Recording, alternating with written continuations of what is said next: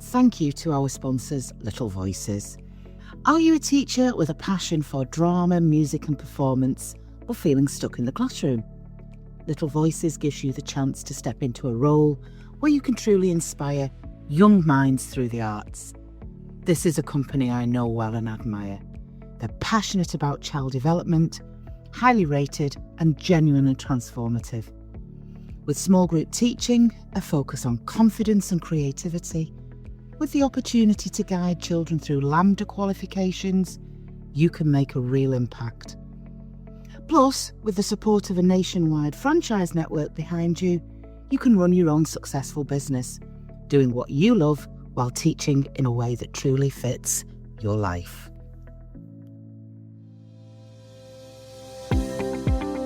Hello, and welcome to the Pit Pony Podcast with myself, Sharon Corley, and me, Sarah Dunwood, in which we talk to teachers from all walks of life who exited the classroom from what they thought was a job for life and thrived on the other side of teaching. Hello, and welcome to this week's episode of the Pit Pony Podcast with myself and my best friend in the world, Lady Sarah Dunwood. Hello, Lady Sarah. Hello, looking very Sunday at the moment. You aren't. You're looking delish, but I'm looking very Sunday. Always, standard.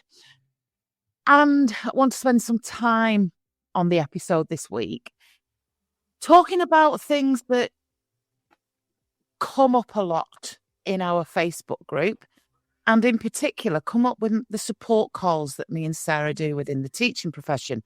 So we thought we would just spend some time in each other's company, digging into certain areas within the world of education.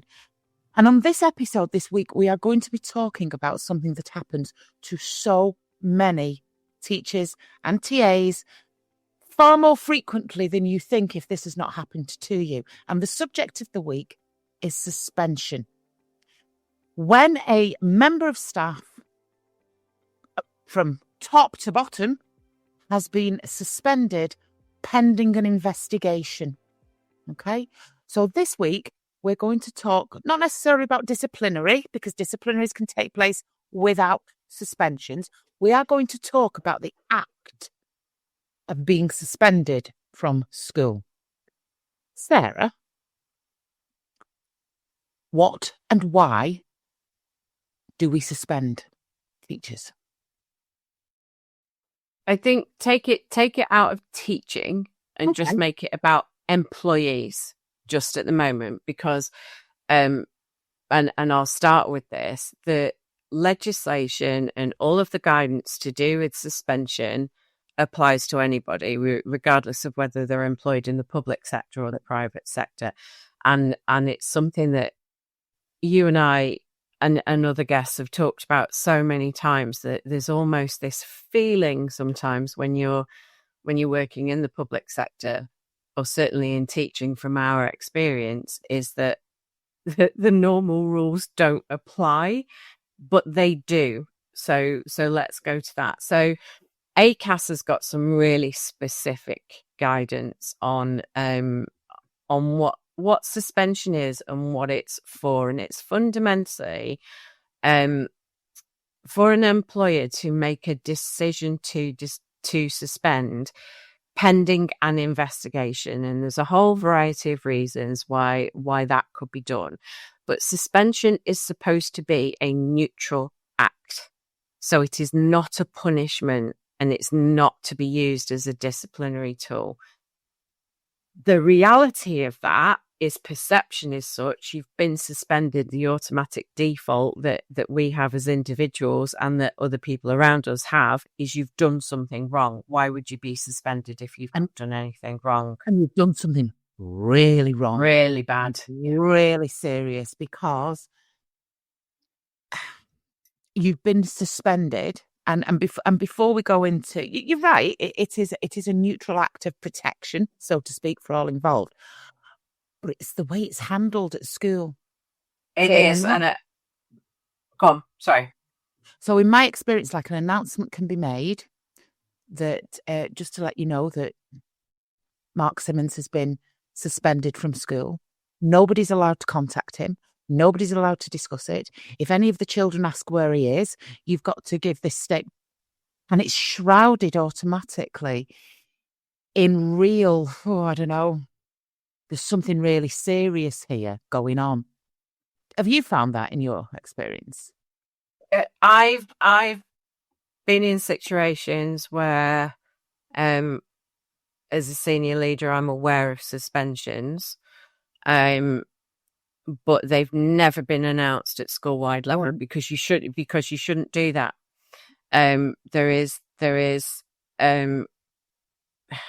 There's a real issue there to do with confidentiality, and again, under the law and under ACAS guidance, employers have got an obligation to keep the reasons for suspension and even suspension generally as tightly closed as few people as possible to know that, for the confidentiality that sits around the employee's right to privacy, and for it not to be seen to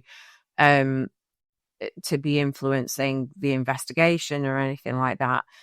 Their mental health, GDPR issues, breach of trust, contractually. There's a whole number of reasons why an employer should not announce that there has been a suspension at a large scale. In a school setting, senior team, fine.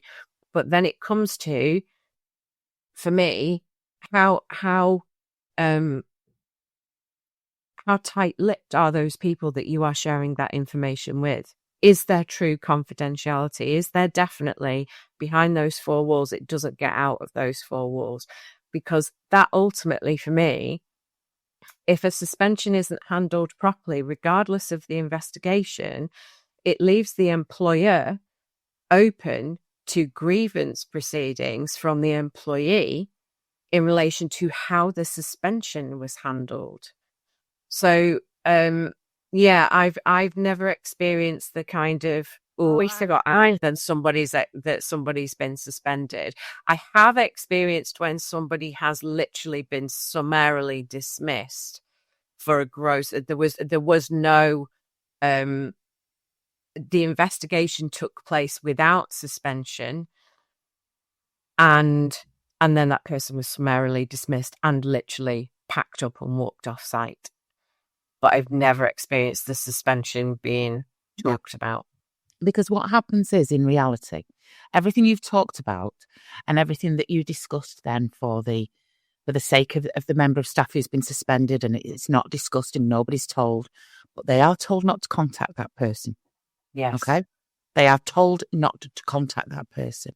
And also, that person sits in absolute shame and fear at home that they have been suspended. So you take it, you take it to this level. Imagine if it had been you, Sarah, when you were teaching. You know your close-knit group of people who you are in a WhatsApp group with, okay? And you are instructed that you cannot tell them you have been suspended. Now, I think you can tell people you've been suspended, but you can't discuss why you've been suspended. There is a step before that. But when somebody is suspended from school, in the main, this is how it happens. I'm going to use the expression again, out of the blue. So I will get a phone call from a group member, or sometimes, Sarah, their spouse, because they're in such a bad way. They're in such a bad way. And I always do this when I'm on the phone to them. I ask them to start right at the critical point where they were brought into the head teacher's office and what were they told. I don't want the preamble of the politics and that kind of thing. So I always get, what were you told in that room? Because this is the reality of how things are handled in the main. Imagine you set off in the morning and you go to school and you are clueless about the day ahead. Clueless. You've got your sandwiches in your bag, you've got your books, you know exactly what you're doing with year 8 last lesson, and then you might even have a parents' evening in the evening. And then you get into school, and it can be before school has even started, it can be the middle of the day. At some point, there's a knock on the door, and maybe a deputy head or somebody comes to get you and says, could you pop down to the head's office? Yeah, is everything all right? Yeah, just come with me. You go in. There may or may not be the school union rep there. It could just be you and someone from HR and someone from the head teacher and the head teacher. At which point, the body and that human being starts to go into absolute shock, as if they're about to be delivered news that somebody really close to them has died. And I know that sounds dramatic, but it really is the same. Unfortunately, there has been an allegation. 9 times out of 10 at that point, they don't even tell you what the allegation is. It is perfectly normal to not know. We can tell you that it is to do with safeguarding, or we can tell you it is an allegation from a member of staff. They don't tell you when, where, or what. But you are going home there and then. They ask you if there's anything you'd like to get out of your desk. Fundamentally, you're going home. And you then get in the car and drive home in the most shocking of states. And that's when I get the phone call. Well, they haven't told me. They said they'll write to me. Yes, and they will. When? And the first thing I say is, right, you need to brace yourself, because every hour now is going to feel like a day and every minute is going to feel like an hour. And we need to dig deep now, because this could go on for quite some time. And I think there's an important bit to note with that, because whilst you being under investigation is the only thing in your mind and in your world, for the people who are doing the investigation, who are managing that process, everything else that's in their job and that they are managing does not stop in order to prioritize that investigation. And I think we naturally assume that if it's that serious that I've had to be suspended and that there is an investigation, then it must be their only priority at the moment to do that. Well, that absolutely categorically is not the case. It's not. You think that you've been sent home and it's almost then like CSI Miami. Yeah. Children are being interviewed, staff are being pulled in, the investigation starts there and then doesn't. You're absolutely right. Their days go on and you are sat there. I can't get hold of my union rep, and I want a regional union rep, and they're knocking it back at the union because at the moment they don't even know why you've been suspended. So they don't send out the big guns until they know what it is. And I've not even had my letter. And there is this absolute flat panic because that person, rightly so, is sat in worst case scenario. I don't know what I've done. 9 times out of 10, they've got a clue. 9 times out of 10, it's probably something that's happened the day before. It's in and around that period. Some people genuinely are clueless. And they can't even start to put a fight together, a response statement or anything. And then they go naturally to worst case scenario. I'm going to lose my job.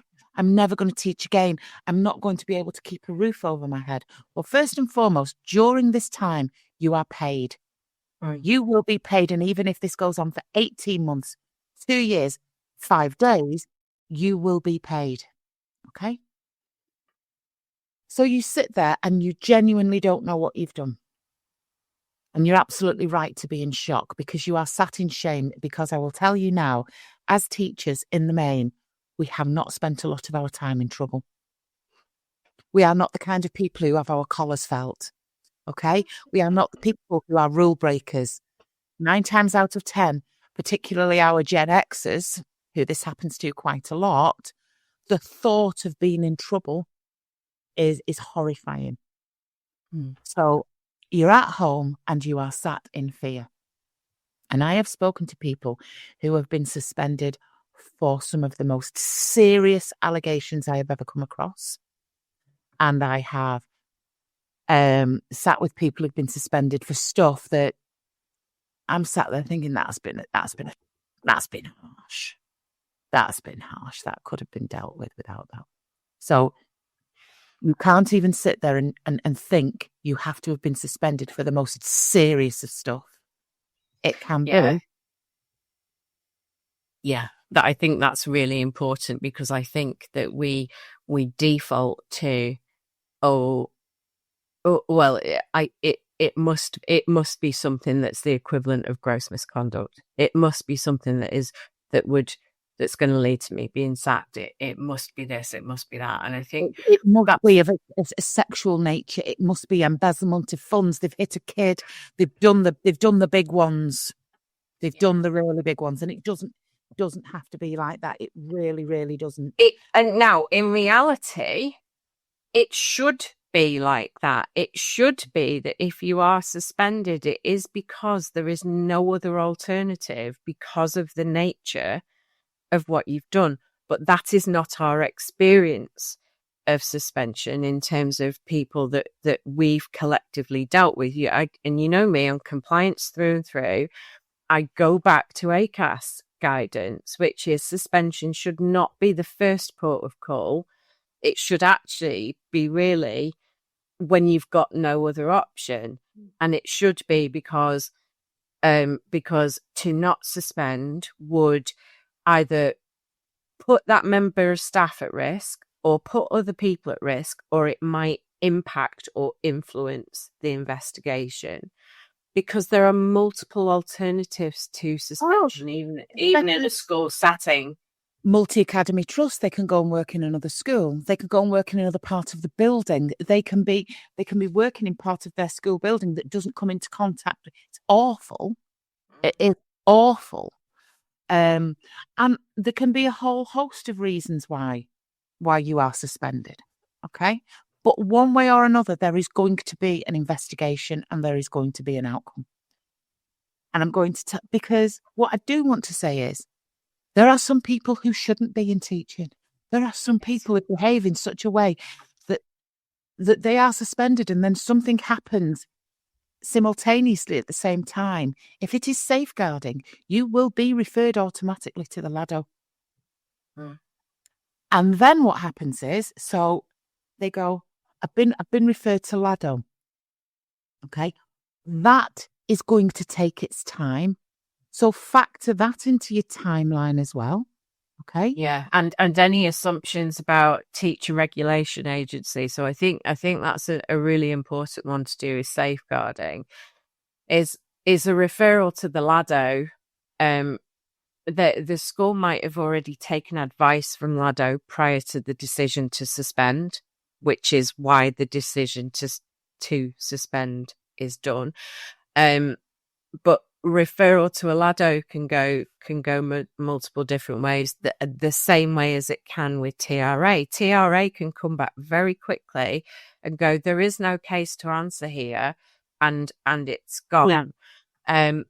But equally, you can sit in the TRA pipeline for a good couple of years. Well, I want to do TRA in a bit. Yeah, I want to section that in a bit. I want to talk about this middle bit first. About I've been suspended. I'm now getting a bit more information. I know it's been referred to LADO. Okay, well, that's good. But even if the LADO come back and say, we're going to let the school deal with it, please don't think it's minimised what's happened here. And I want to just talk about the frequently heard attitudes that I have to what's happened. So I speak to members of staff who are in trouble.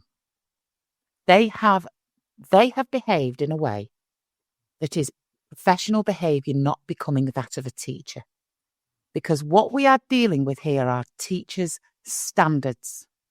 And there are a whole host of things that you can do that do not meet the standards set out by that needed in the teaching profession.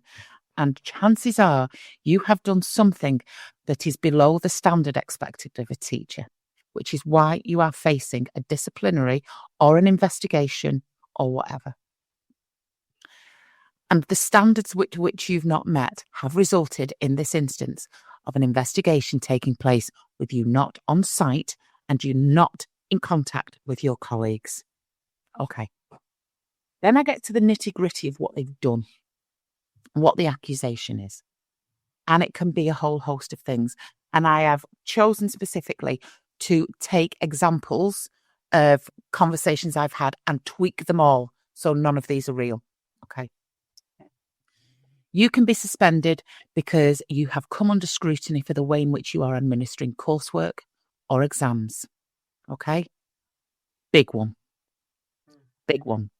You can come under investigation because of the way you are conducting yourself with colleagues inappropriately.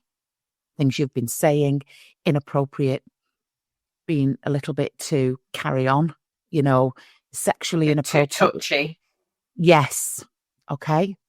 So it can be exams. This is not an exclusive list, but this is in the main. You're inappropriate with colleagues. You are joking in a way that is not being received and you think it is. Something's gone on a school trip. Biggies. They are real biggies, Sarah. Something has happened on a school trip where they've not followed something and they're in trouble. Restraining kids in alternative provisions and pupil referral units. Massive. Massive. Shouting at children. The way in which you're handling your behaviour management. The way you've made a child feel, or there's been a complaint, or a TA has put in a complaint. Conduct on social media. Biggie. Okay? I need people to be really considering what groups they are liking and sharing from, particularly in this day and age. All right? So there's a whole range of things that you can be, and within those areas I've talked about, they range in levels of severity, but it's really wide. But the one thing that underpins all of this is you have fallen short of the standards expected of a teacher. And I suggest you read the teacher's standards document. And I think there's something that goes with that, because you are in a position of tell it Sunday afternoon, my words aren't working. You're held to a higher standard as a teacher than you would be as the ordinary employee of another business. And rightly so, because you are in a position of influence and authority. And if you don't see that as something that should be taken seriously, then I suspect this is where you're going to go. This is where people then subsequently do not take responsibility for their actions. So what they do in the main, and this is where I ask people to take a breath and really start to think about those standards. But I don't want you to think about what is common practice in your school. So bear with me on this. If we could take a suspension and your investigation to its worst case scenario, that it ends up at the TRA, okay? And I'll talk about the TRA now. Fundamentally, they decide whether or not you can continue to be a teacher. So let's assume you've been suspended for something.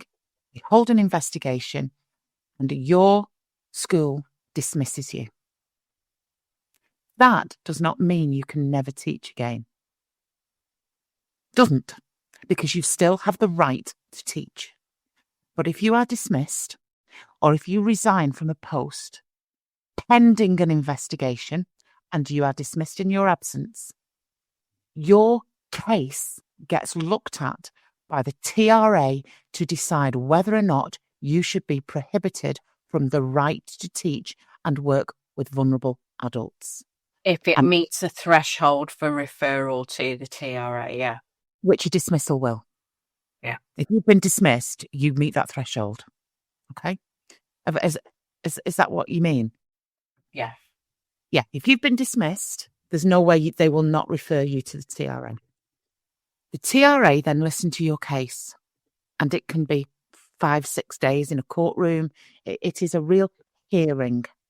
They review everything that has gone on in that investigation. Okay? And then the TRA decide whether there's no prohibition order you can continue to teach.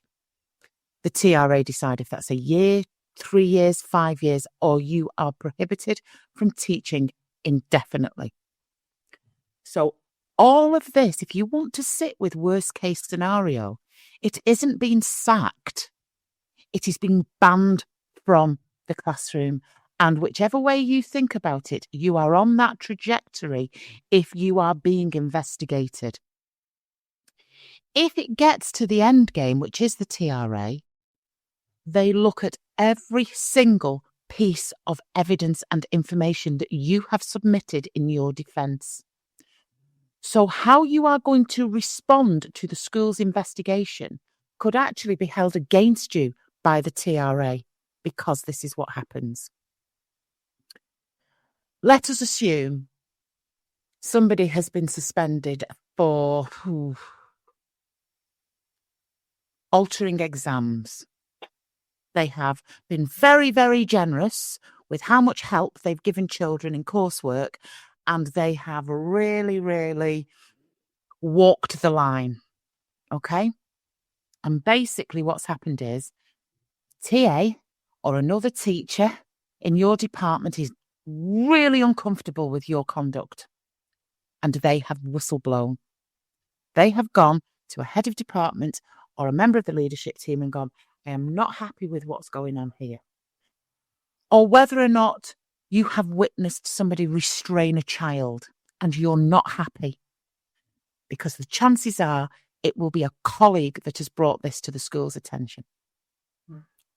This is where I see people hang themselves. Well, I don't know why they're having a go at me. Everybody does it. Everybody does it in our department. Being generous, oh my God, you wanted to see what our last head of department did. Christ, he was practically writing it for them, and they want to have a go at me because I've done... No. That is not a defence. That is absolutely not a defence, because you've got standards that you've broken. It doesn't matter if every man and his dog is doing it. You have not upheld those standards by saying everybody else did it. You want to be what it's like in our school. I've been suspended for making inappropriate jokes in the staff room.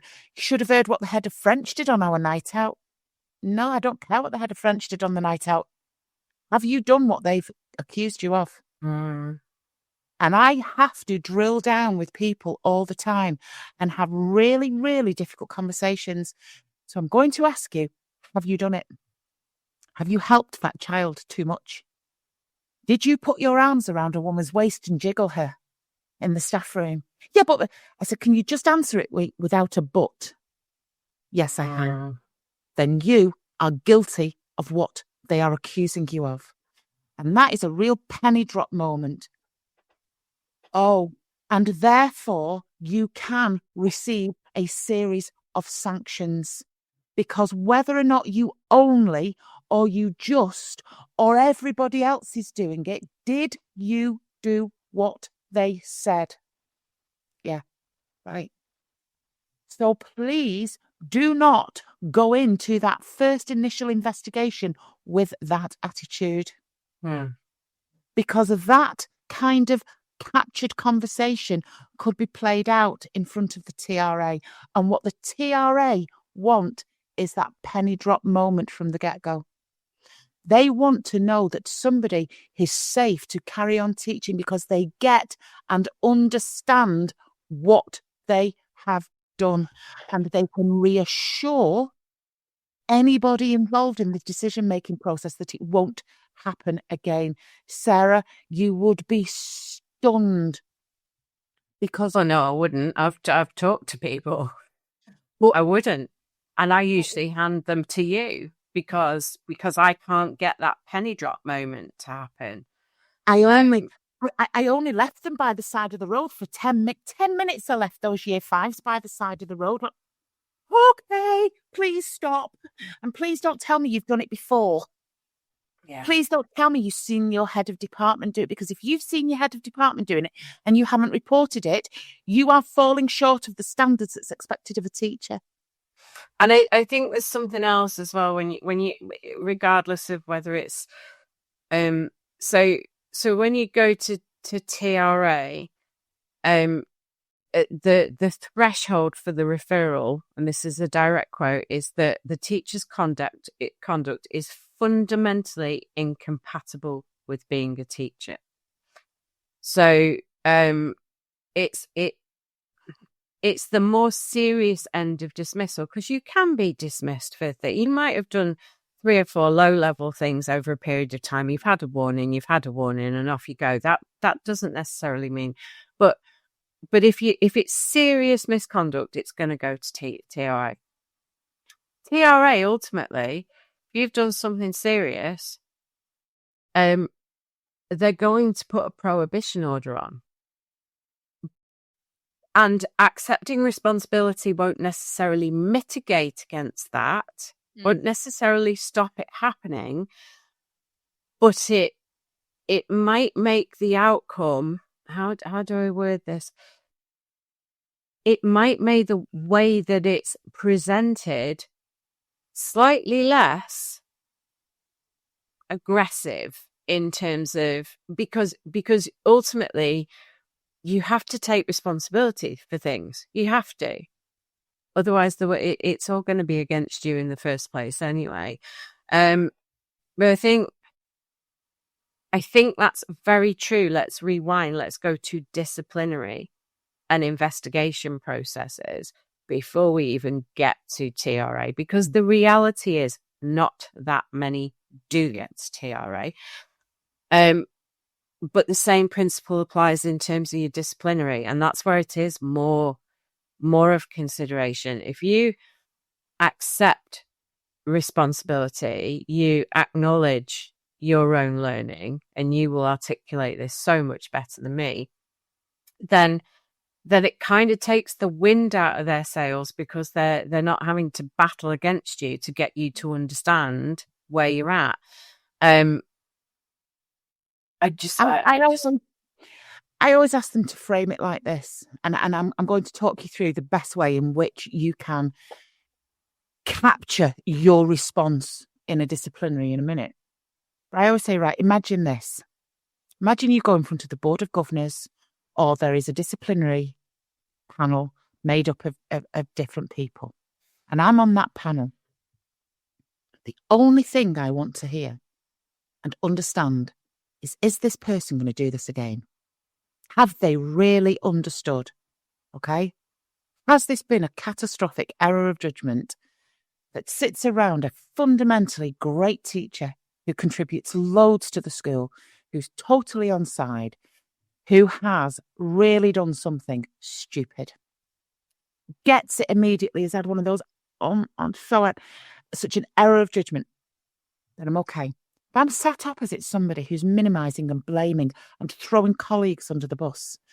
You are going to do this again, and you are not going to be a team player for this school. And I don't want my children in a classroom with somebody like you. Now, I'm not asking people to manufacture that level of accountability.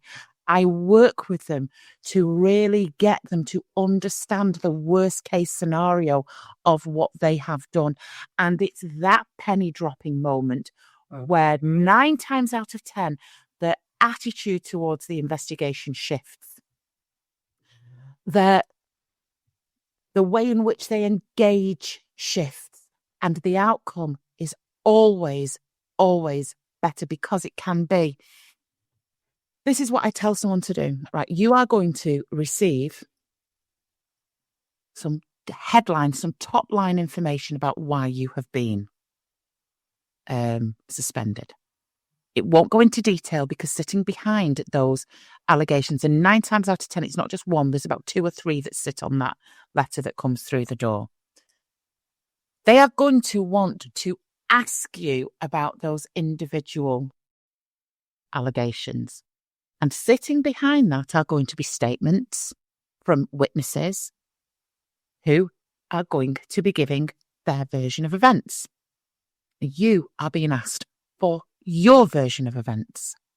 So let us say somebody has been suspended because they have shouted at a kid, they've crossed out the work, they've ripped up the book, that kind of thing. It can be all sorts of stuff.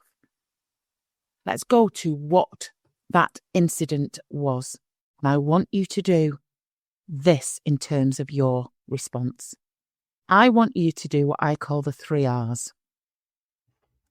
I want you to respond, I want you to reflect, and I want you to reassure.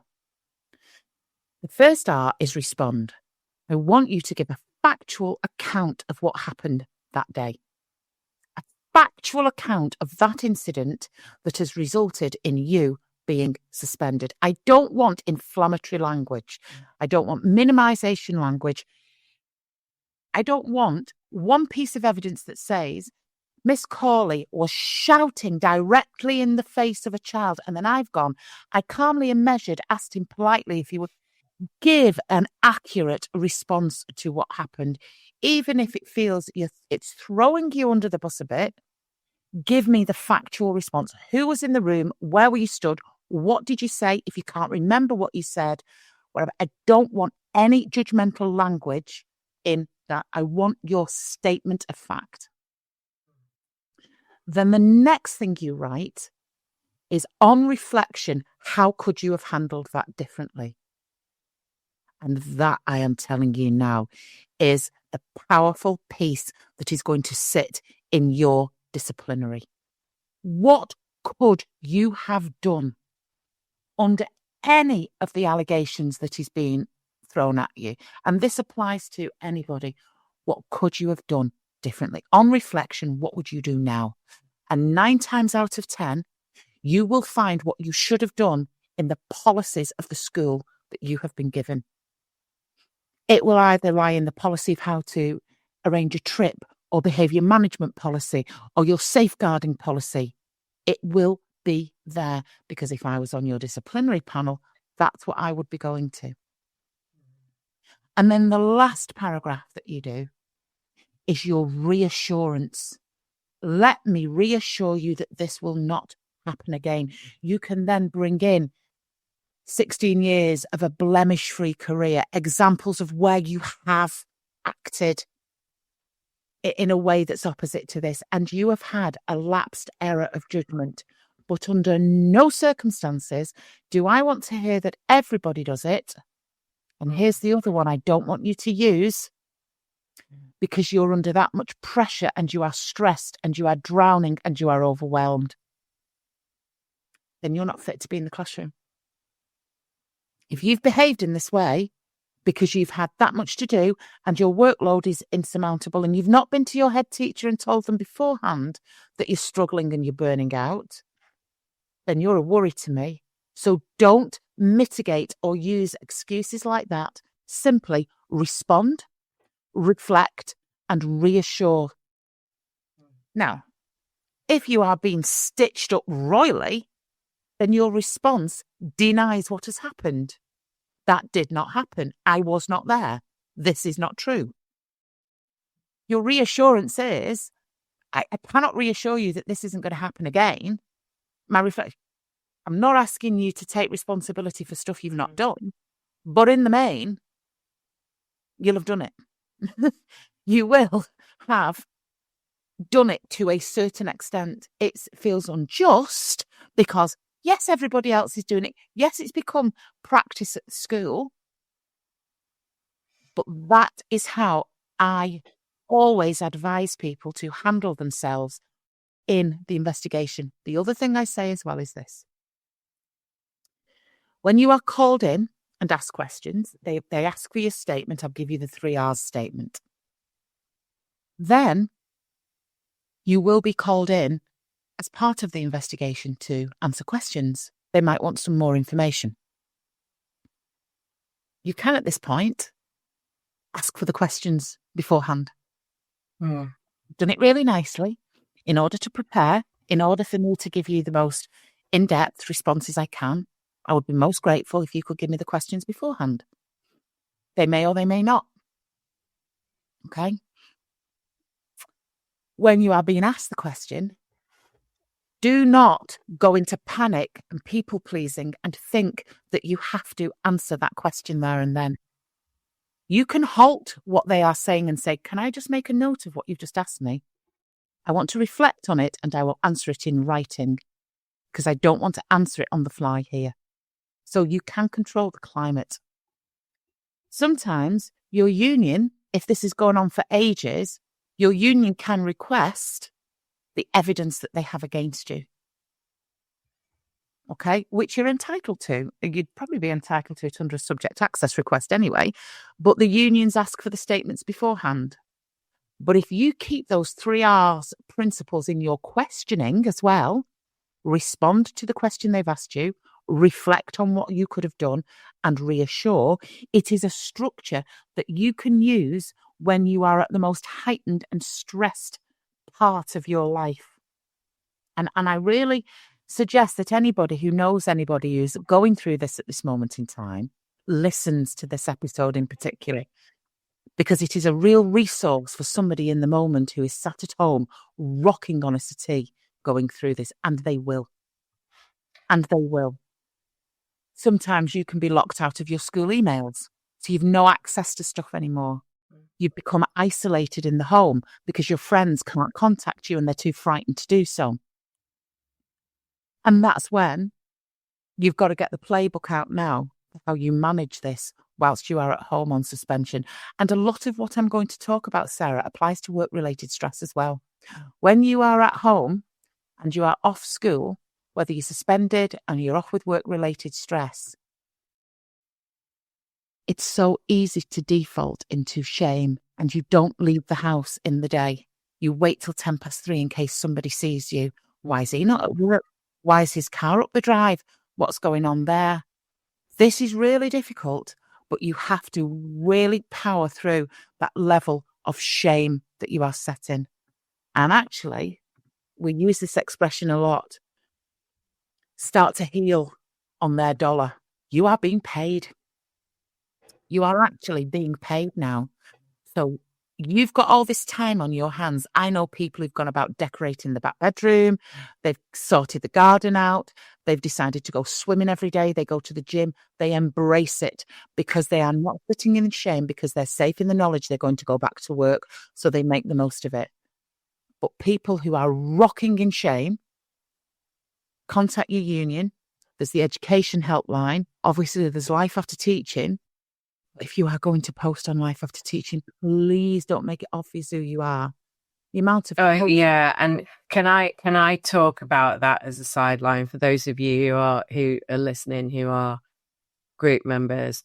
The number of posts that we have to decline, because even though we as admins can see who the person who is posting anonymously is, the realms of feasibility that somebody could join up the dots because of the amount of information that is put into a post, and the very fact that the group size is such that, hello to overseas listeners, but fundamentally nearly 90% of the group is based in the UK.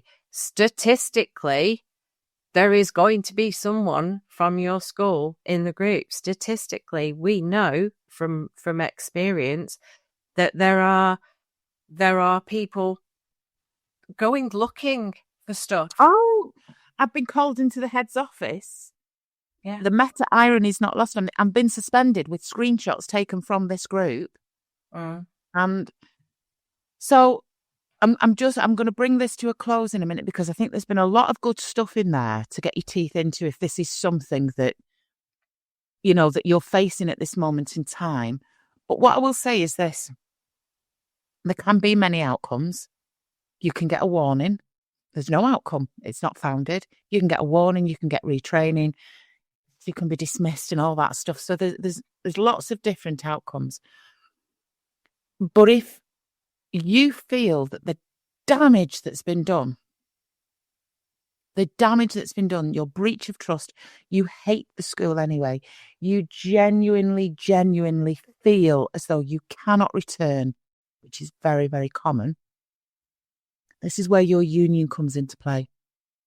The investigation carries out, and then you can start to negotiate an exit. it is incredibly common that teachers who are facing disciplinary, whatever, don't go back. So don't sit in shame that you think you have to go back. You can, at that point, go, we're done. Can I cycle back? I know you wanted to bring it to a close, but a couple of things on that. I think it is really important to note that even if it's not a safeguarding concern, but certainly if it is, resignation during an investigation and a potential disciplinary. No. I want to make that clear, because a lot of people are genuinely under the misunderstanding that if you resign, it goes away. And if it's a serious complaint, if it's something that we would be tantamount to gross misconduct, then regardless of whether it's teaching or another profession, that disciplinary can and should, if it's safeguarding, there is a requirement in KCSIE that the investigation is seen through to the end. And that's one of the reasons why quite often you will know that there isn't a legitimate cause for an investigation if they offer you a way out. If they offer you, if you tell us within the next 24 hours that you're prepared to go, then that's not real, because they've got a statutory obligation to continue to investigate it. And that's one of the things that I say to people. The other thing I would say is, and we've mentioned it a couple of times, but knowledge is power. It's the thing that empowers you. Read your school's code of conduct for adults. Read their disciplinary policy. Read their grievance policy. Go on the ACAS website and read the guidance for employers in all sectors about how to carry out an investigation fairly, how to conduct these whole processes. Because more often than not, and you will have experienced this, and I have too, is when you can actually put in front of an organisation, the head, to say, actually, yes, I know you've got to do that investigation, but you've not done this and you've not done that, and you've prejudged this and you've not done this. It actually makes it more difficult, because actually they've muddied the waters in terms of the investigation and disciplinary process, because they've not followed their own policies. So I would always advocate for skilling yourself up, making yourself the policy nerd in terms of what your school policies are, and finding the places where they've not followed their own policies, and also looking out for if you can't easily access a policy, or you ask for a policy and there's a delay in getting it, just checking that that's not been tweaked whilst it's been going on, because that's really common. It's really common. I think one of the things you've got is you've got time. That is the gift they have given you. Yeah. And how you utilise that time, whether it is going for a walk, whether it is decorating your mum's back bedroom, whether it is going down these rabbit holes. I'm obviously going to make myself popular again, and I don't care, but your union, you're either going to get the best union rep in the world, or you're going to get a chocolate fire guard. Take it or leave it. And then, I know you might not be happy if I say that, but in my experience, that's what happens with your union members. Don't care. I'll probably get slammed in our group now by all the union reps going, Sharon Carley said this, and it's true. But that is the experience. Again, you come to, we have had so many group members, and it happens every time it's mentioned on a post. You can get 100 comments, and there will be an equivalent split between those comments of people who've had great experience 100%. With union reps or not. And that's the reality. So you have a barrack room lawyer go in with them and frighten the head of that school to death. Or they've had someone who's gone on leave or lost the case or not followed an email. And ultimately, if union executives don't like that, then they need to They need to look at the reality of the experience for members, because members are paying monthly for something that they hope to God that they never need to use. But in reality, at some point probably will. And it should not be a semi-lottery in terms of A, whether you're going to get through and get some advice, B, whether that advice is robust, because the variation of advice that we see in the group, and even we've seen it where union reps have been challenging each other about the advice that they're giving. So as much as I am uncomfortable with you saying it out loud, that is the reality. I will do the counterbalance to that. It is the reality. It is a lottery, and it should not be. And it's why people are considering spending thousands on going to a lawyer instead of using their solicitor. Yeah. So I think there's a lot that we've covered there. A lot that we've covered on suspensions, investigations, because of course you can be going through an investigation and not suspended. Still use my 3 R's, by the way, because I don't think that's a bad piece of advice. Generally, it takes the heat out of a situation. It's not easy, and if you are off with work-related stress or with that suspension, I always have my go-tos: chimp paradox, quietening down your chatter. Start journaling. If you can't talk to people in school, make sure you're talking to other people, okay? Make sure you've got a really good, compassionate family setup going on as well, and use the group. Even if you don't feel you can comment in the group, go and search suspension in our group, and you will be able to get advice. You will be able to see certain things. And also, do some research about the TRA, because it's all online. All of the hearings, all of the forthcoming hearings, all of the hearing outcomes are online. And you will be able to read the transcripts, and you can actually find almost like an algorithm within them of how people conduct themselves. So people have been referred to the TRA. They don't even turn up. They don't even engage in the hearing. They're not going back into teaching anymore. They don't care. Okay. They tend to get the harsher of the sentences, to be perfectly honest. You get some people who've gone there and you start to read and you go, oh my goodness, this person's in it up to the neck. And they don't get the harshest of sentences because they have shown that level of remorse and repentance, and they've done some work and they've done all sorts of different things. But the one thing I will say that I always say to members who have been referred to the TRA, and it's what you've got to brace yourself for, the local press trolls the TRA. Yes, they do. They troll it. They've got alerts on the TRA outcome hearings, and the chances are it will make the press. So there needs to be a brace, which is why your level of accountability and how you handle yourself is so important, even in the early stages. The other piece of advice I would give, and this has happened, I think, over 4 or 5 years, Sarah, on 6 occasions. People have decided not to go back into teaching and they don't care about the TRA. So they've gone into another route. They've gone into another job. And they know they've been referred to the TRA, and they don't tell their current employer.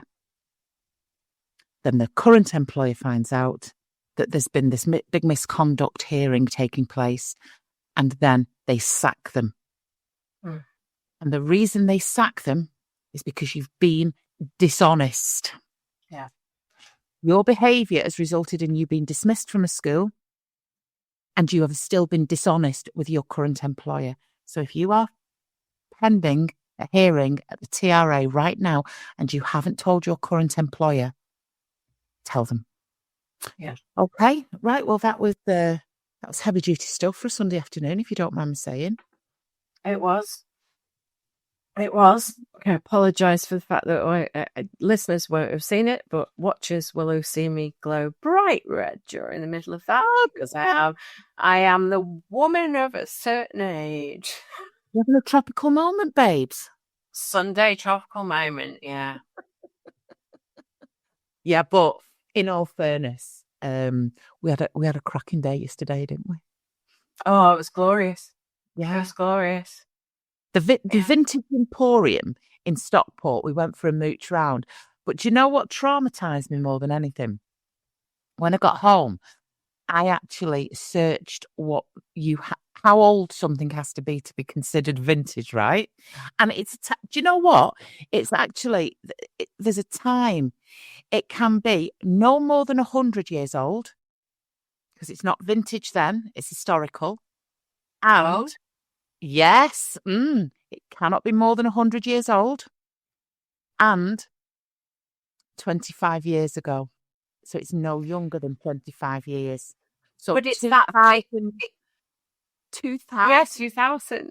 So it's that thing as well. It's something popped up on my Facebook before, which was that that teenagers are now referring to adults of our age as having grown up in the late 20th century. And it's true, but it's like when you and I were talking about the 20th century yesterday in terms of when that building was built, which we thought was ancient, it was built in the same century that it was built about 60 years before we were born. But you know, what was interesting? I was listening. I was obviously pulling a shift on the TikTok, last night. And there's this woman I went to school with. She's hilarious. And she said, when people ask you to do feedback, and you have to scroll on your phone to get your age bracket, and you get Wheel of Fortune. The Wheel of Fortune is going, she said, and then you get to 54 to 59, she said, and then you realise there's only a couple left after that. She's like, oh my God. But no, so what I did was I've been having a look at this, right? I've been having a look at the generations, okay, and what they called, and this is the generational breakdown. Right. So if you're born from 1928 to 1945, do you know what that generation's called? No. Silent generation. Interesting. Baby boomers are 46 onwards, aren't they? 46 to 64. Yeah. Then we come to us, the bad boys, Generation X, 1965 to 1980. Millennials, 1981 to 1996. Generation Z, 1997 to 2012. And we're now currently in Generation Alpha, which is 2013 to 2025. And do you know what defines the generations? Could you repeat what defines? I did. It might have come through 4 times on your end. I only said it twice. It's to do with technology. It's to do with the relative technology in each of the generations. Yeah. So I'm not sure whether it's the pre-alpha generation. Yeah. It's my James's generation. Generation Z. That's our Jamie's and Ellie's as well. They have grown up. There isn't a generation since them who hasn't had the internet, but the pre-Gen Z, so X, we didn't have the internet. Millennials didn't either. Because you've got millennials. 1981 to 1996 are millennials. 96, it did just, the internet was just it, but that's the critical bit. It's to do with technology and communications and things that were going on in the world. It's not necessarily a fixed period of time. So it's not like every 15 years we get a new generation. Yeah, correct. Which explains why 1946 to 1964 are the baby boomers, because they came after the war, didn't they? When everybody... Yeah. I don't know why we're called Generation X. There is some stuff online. We could do a whole other podcast about that, but I'm not gonna. If you ask my 25-year-old, he can tell you it all. Right. But I have listened at some point and it's gone in one and out of the other. But it was interesting going round almost living in our own how we used to live kind of thing. Seeing stuff that was in not even grandma's house, but in our house when we were kids. I remember getting this for Christmas. That mem I saw that I had in my first house. Ours. And apparently everybody was much smaller and sat on much lower seats and had much smaller hands and drank out of much smaller cups. That cherry glass, Jesus Christ, I got home last night, poured myself a glass of wine in what could only be described as a small bucket on a stem. Yeah, it was crackers, wasn't it? But loved it. Anyway, rambling on. So Sunday afternoon, obviously I got up this morning. It was the kind of thing where you go for a crisp autumn walk, or you start doing the back garden, ready for back end, or you decide to do a load of baking. Did nothing, just doom scrolled. Fair enough. And on that note, I need a cup of coffee. Okay. It's been glorious. Oh, Christ, we're doing a podcast. Thank you ever so much for listening to our podcast.